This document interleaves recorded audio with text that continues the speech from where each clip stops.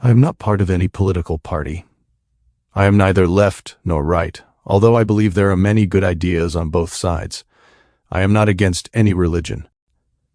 When I talk about Islamists, I am referring to radical Islamists, not Islam in general or Islam as a spiritual faith and a philosophy for finding a path to God.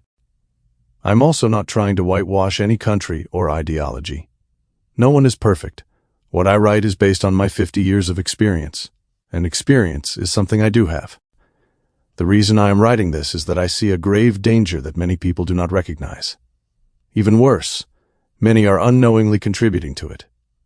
The reason people fail to see it is that they feel safe, so they either do not care, or, even worse, have aligned themselves with the very forces that are trying to undermine them.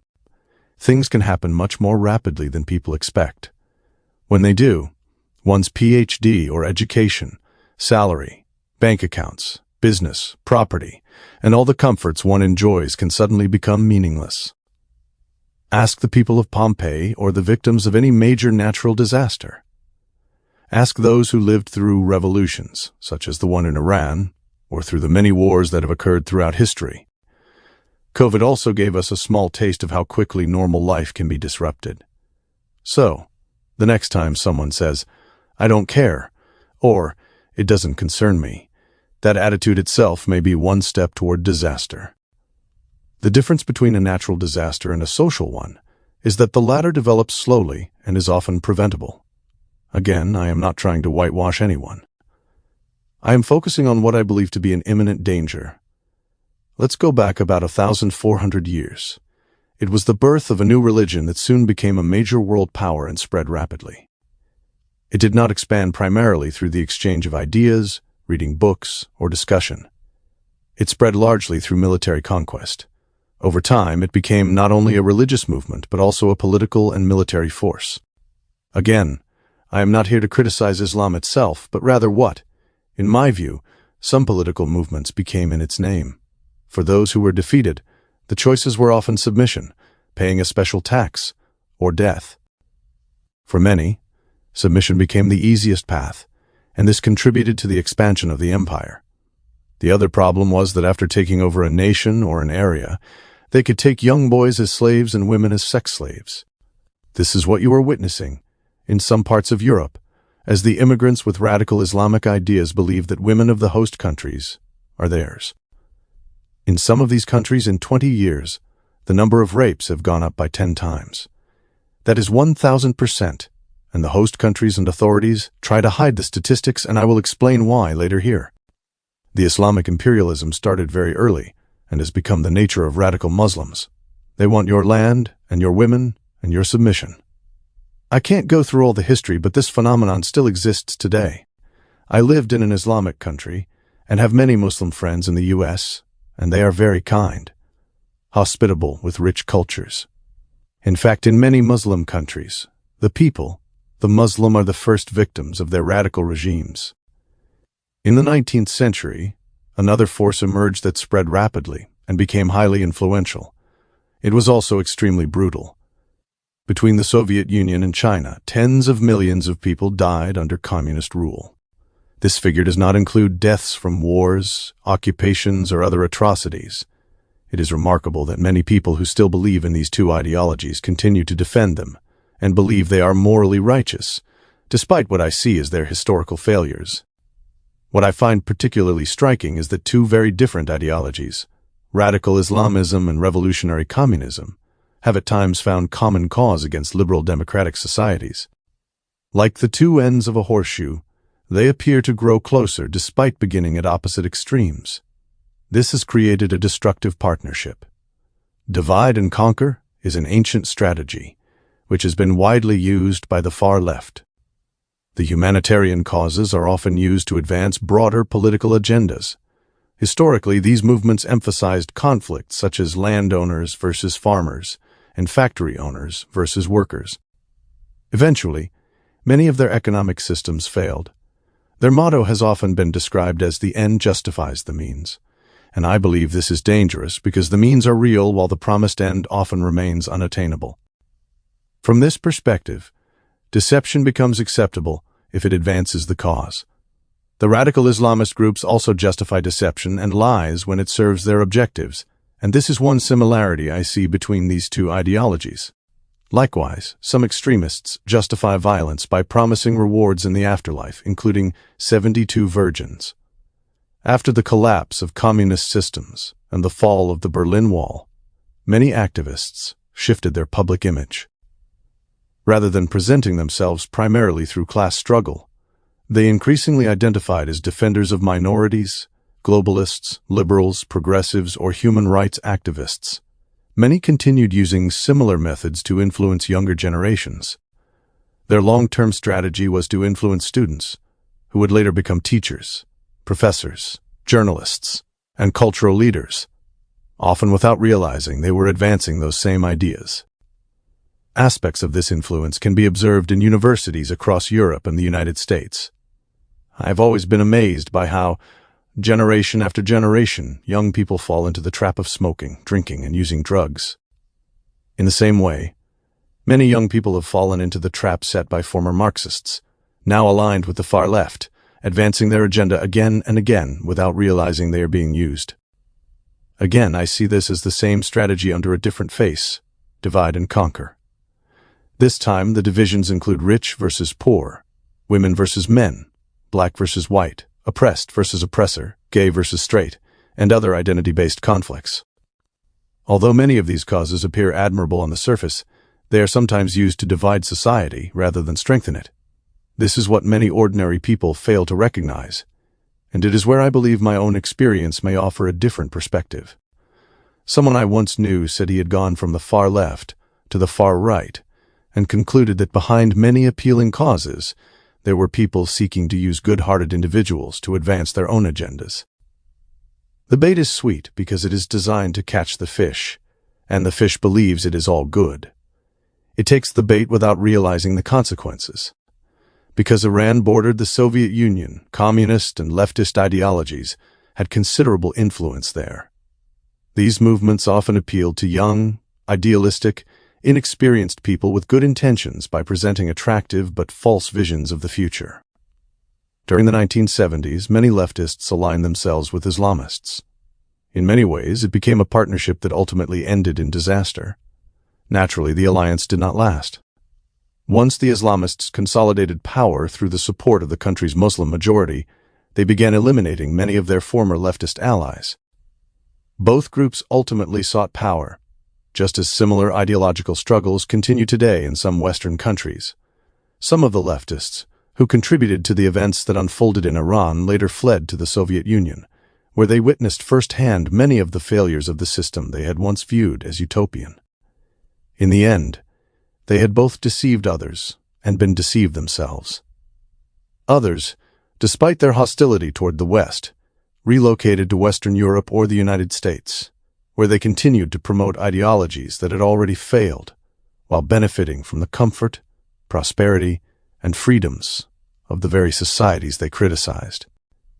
Many of them continued to spread the same propaganda. Go figure.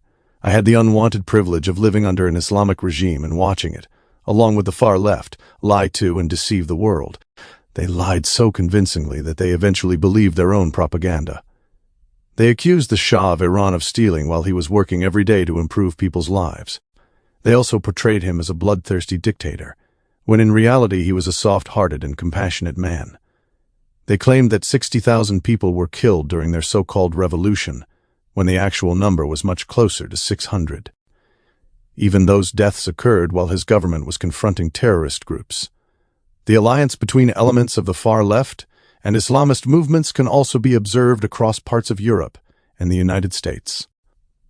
Some of these movements receive financial support from countries such as Qatar and from wealthy individuals who are aligned with their causes. Mass migration, under the banner of diversity, has also created tensions in some societies, particularly where integration has been unsuccessful. Critics argue that some newcomers have rejected the values of their adopted countries while attempting to recreate aspects of the systems they left behind. Concerns have also been raised about radicalization through certain foreign-funded institutions. Some left-leaning governments have welcomed immigrants with radical views and granted them citizenship in part, because they expect to gain their political support, and ultimately, to weaken existing institutions from within. This is one reason why some governments are reluctant to publish detailed crime statistics broken down by immigration status or ideology. Furthermore, in some cases, victims of crimes, or those who speak on their behalf, risk being accused of Islamophobia when they raise concerns. The policies presented under the banner of diversity can sometimes conceal harmful consequences. Again, I see what I believe is a troubling agenda presented under an appealing title. Supporters of these immigration policies often argue that immigrants are needed to strengthen the workforce. Critics, however, argue that in some countries certain immigrant populations make disproportionate use of welfare programs while contributing less in taxes to the society. According to this view, public funds collected from taxpayers are also supporting higher birth rates among the Muslim immigrants, which may eventually alter the demographic balance through population growth. Some commentators have even claimed that this demographic change is viewed strategically. A frequently cited slogan is, "Before we won wars with swords, now we win them with votes." This brings me to another point that some self-described liberals have promoted policies that weaken the traditional family structure while emphasizing individualism. As a result, native-born populations in some Western countries are having fewer children, while immigrant communities often have larger families, contributing to long-term demographic change. Mamdani reminds many of us who have lived through similar experiences of Khomeini, who came to power with promises of free housing, free water, free electricity, and many other benefits. He began his movement in 1962 by opposing the Shah's reforms that granted women the right to vote, run for office, and play a greater role in society. The irony is that, 16 years later, many of those same women protested against the very king who had expanded their rights and instead supported the cleric who would go on to restrict many of those freedoms. Many of them were considered intellectuals. To me, this was like turkeys voting for Thanksgiving. I see a similar pattern among some New York City voters today. Again, turkeys voting for Thanksgiving. Likewise, I compare it to movements such as Gays for Gaza, where they would literally be killed.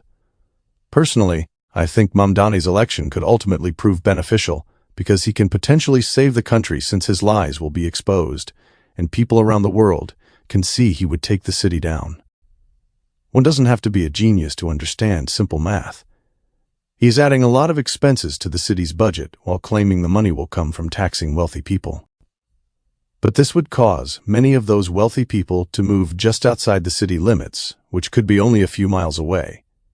As a result, the city would not only fail to collect the additional tax revenue, but could even lose the revenue it was already receiving. This could throw a major city into turmoil. Just ask yourself, would you stay somewhere if you were taxed twice as much as you would be in a nearby location?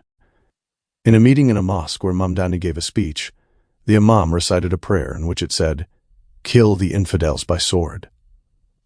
That is their goal, to kill almost everyone in the world, and the so-called liberals and the ones who voted for him thought how nice and spiritual. They have no idea. They thought they were promoting diversity. Looking at the Israeli-Palestinian conflict, many wonder why peace has remained so elusive despite decades of negotiations while other global conflicts have been resolved. Israel is the second line to be conquered by the evil alliance. It is not about land. The first line was Imperial Iran. The third is Europe, and the final is the US. This is why the liberal and left-wing media is not covering the atrocities and mass murdering in Iran. They don't want to give back what they conquered. Yasser Arafat played a major historical role in the Israeli-Palestinian conflict. Some argue that opportunities for peace were missed because continuing the conflict became politically advantageous. Others believe that revolutionary movements around the world romanticized perpetual resistance, drawing inspiration from figures such as Che Guevara and Fidel Castro. Arafat died leaving behind his wife, his daughter, and reports that he had accumulated significant personal wealth. Generations of Palestinians suffered while political leaders and ideological movements prolonged the conflict instead of pursuing lasting reconciliation. The funding from Qatar and other governments has played a significant role in shaping ideological narratives internationally. Qatar has reportedly invested billions of dollars in universities, educational programs, and cultural institutions around the world. These investments have influenced public discourse, while many students and activists sincerely believe they are simply advocating for human rights. The recent events in Iran have also exposed what many Iranians see as inconsistency among self-described human rights activists. Tens of thousands of Iranians were reportedly killed, wounded, detained, or silenced during protests, while internet access was heavily restricted for extended periods. Many Iranians felt abandoned when international activists, students, and political groups remained largely silent or appeared more focused on other causes. The left and Islamist movements have both become highly effective at propaganda after more than a century of experience refining their methods. Many ordinary people, often with sincere intentions, become instruments of these agendas without realizing it. I often ask people who criticize Israel for their reaction after October 7th. What would you have done if you were in charge of Israel? No one has an actual answer. The best they say is, not what Israel did, which is not an answer. Or they say, I just don't want anyone to be killed. In fact, they have been putting fuel on the fire by their action, as the jihadists have been encouraged by these people, and keep the conflict going instead of resolving it. And this is exactly what the far left and ex-Marxists pray for. Of course, I don't know whom they pray to. I am not taking sides, and any human life is extremely valuable, and there is no difference in the value of the Palestinian and Israeli children's life. I am not trying to justify Israel's act. Everyone knows war is extremely bad, but we have to see what contributed to this situation, which seems to be a no-returning point. I'm sure each government has its shortcomings, especially in a constant conflict and wars. Let's look at the propaganda. 1. Israel is committing genocide. If genocide is to reduce the population, then Israel is doing a very bad job, as the population of Gaza has doubled in 20 years and is still increasing. 2. Israel is an apartheid country. There are 2 million Arabs living very comfortably in Israel, and they could be anything they want to be, even a member of the parliament. They do not blow themselves up to kill other people or have hatred for Israel. Wouldn't that make sense to start from the Arabs who live in Israel if you are an apartheid state? 3. It is about land and Greater Israel. In 1967, Israel had 3 times the territory, including Gaza and West Bank, and gave them all back. Wouldn't that make sense to keep some? The Israeli people want peace so they can raise their families without living under the constant threat of rocket attacks or having to run to bomb shelters. For most Israelis, the primary concern is peace and security rather than acquiring more land. Again, I know many kind-hearted people who are passionately opposed to Israel instead of focusing primarily on achieving peace. Looking at the situation in reality, none of the Muslim countries help the Palestinians and never welcome them. They only use them for propaganda. Look how Egypt has closed the borders on them. During the Iran-Iraq War, the regime hoped to defeat Saddam Hussein and then turn its attention toward Israel. When that strategy failed, it began funding, arming, and supporting proxy groups in Gaza, Lebanon, Iraq, Yemen, and Syria. The regime also bears significant responsibility for the devastating conflict in Syria, which resulted in hundreds of thousands of deaths. Many well-intentioned activists pay comparatively little attention to that tragedy. The public opinion is heavily influenced by propaganda and by the narratives emphasized in major media outlets. I also know people who rely primarily on Al Jazeera for their news. Since Al Jazeera is funded by Qatar, and Qatar has been supporting terrorist organizations such as the Muslim Brotherhood, people should be aware of that context when evaluating its reporting. The Islamic regime surrounded Israel with missiles and weapons to conquer the second line, and was helped greatly by the other Islamic elements and the far left. Hamas was given a lot of money from the international community, and instead of using that for the well-being of the people, used the money to make tunnels and prepare to destroy Israel while their leaders were living lavish lives. They did not let people use the tunnels as bunkers. They used civilians as human shields and used their death or situation towards their propaganda. Israel does not benefit from intentionally killing civilians because civilian casualties undermine its international standing and strategic interests.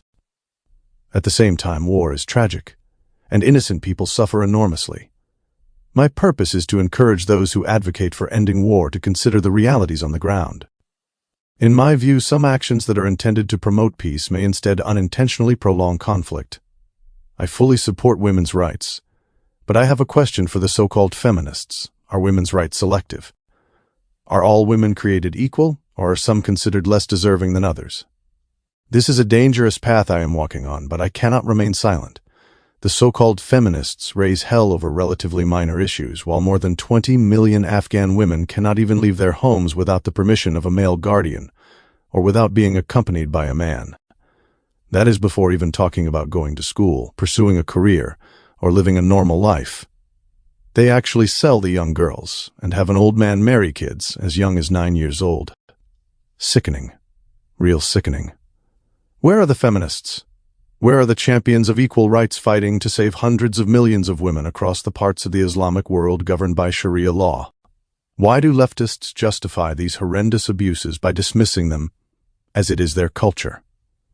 I had better stop here because many people living in the free world who call themselves human rights activists either seek to create division and advance their own agenda, or simply want to feel good about themselves.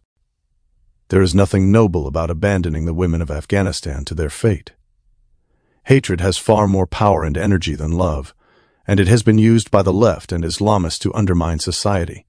Their propaganda targets kind-hearted people and those who want to feel morally righteous. It persuades them to hate a country, a group, a system, or certain individuals, creating negative energy that can then be weaponized. I often talk to people about the tens of thousands of people who were massacred on the streets of Iran in less than 2 days. It is astonishing how some people justify it. One person responded, "ICE is killing people on the streets." So in their minds, their hatred of ICE and the system justifies the mass killing of unarmed people on the streets of Iran. Even looking at the magnitude, a couple of people have precedent over many tens of thousands of other people. I have received many similar reactions. Human rights and human lives become selective, and these self-righteous people construct a reality driven by hatred. Now I would like to talk to people living in the free world, especially in the United States. The Islamist and jihadists' final goal is to destroy the Western world, and ultimately the U.S., the Islamic regime occupying Iran, started with the slogan and chanting death to America and death to Israel, and called the United States as the Great Satan. As they understood, the only power who can stop their conquest is the United States of America. They have actively pursued their plans and used terrorism as a tool to attack. They also have developed nuclear and missile capabilities to use against the West, especially the U.S., and who is to say that they would not buy some nuclear heads from neighboring Pakistan to use against Israel, Europe, and the U.S. They have shown the intention to do so by attacking Israel and many countries around the region. So if they can reach it, they will do it. None of the so-called liberals asked why they were attacking 8 countries that were not involved in the war. The Islamic regime does not care. They want to destroy as many people as they can so their Messiah comes and kills all the infidels, a concept that people living in free societies cannot relate to and therefore don't see the danger approaching. I want to talk about my friends in the U.S. and why they don't see the danger, and they are protesting or advocating for the same people who want them slaved or dead. A big reason is that they have lived in a relatively safe and prosperous area. Had they been living in, say, Iran, Afghanistan, or Somalia, they would not have been acting the way they do. They would be trying to save their lives rather than complaining about the way of life in Europe or the U.S. They have no idea what they are signing up for. A couple of years under the Taliban, and the reality would hit big time. They are actually going against the system that provided the safety and comfort. They just don't know. Many people also want to be on the good side because it makes them feel good about themselves. That is how they fall into the trap, and, in the name of peace and human rights, end up doing the bidding of evil. There are some problems with academia trying to fix the world. First, many academics assume they know better, simply because they hold a degree in a specialized field, such as biology, even though that expertise may have little or nothing to do with broader social or political issues. Second, they often do not bear the consequences of being wrong. More often than not, it is ordinary people who end up paying the price for their mistakes. In the real world, whether in business, construction, or other professions, mistakes have real consequences, and those responsible are often held accountable. In academia, however, if an idea turns out to be wrong, you erase the blackboard or start over with a new sheet of paper. It is a convenient environment in which to feel certain of your views, while others bear the cost when those views prove mistaken. It is easier to believe you are right than to think critically. In this scenario, the other side is simply labeled as evil and should not be listened to. At the same time, because of the advancement of technology, the U.S. may no longer be safe because of distance from the conflicts and may suffer tremendously. The Marxists have had a plan to demoralize the young people so they go against their countries and start hating them. I often hear people in the United States who say, "I hate this country." When asked why you are here, they say it is harder elsewhere. I saw a program in which a young person said the same thing, "I hate this country." The host offered a free one-way ticket to anywhere in the world and $10,000 so she could leave the U.S. for good. She refused. That shows it all comes from excessive comfort, safety, and freedom they have here, and the effectiveness of the propaganda of the far left and the Islamists. I strongly encourage you to listen to YouTube clips of Yuri Bezmenov, who was a Soviet informant and KGB operative who defected to the United States in the early 70s, to see how the Marxist plans are working today. There are also tons of clips from the Islamists who are telling you how they would take over the West. I decided to do this clip because I have a more clear vision of what is really going on with the immense experience that I have.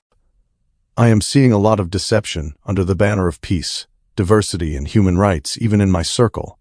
I also have heard people say, "I just don't want anyone to sleep hungry, like I want people to sleep hungry." We all want peace and prosperity for the entire world, but in a logical and feasible way. Not by following the bait of the evil forces who want nothing but destruction of the world. The danger is imminent and real. P.S.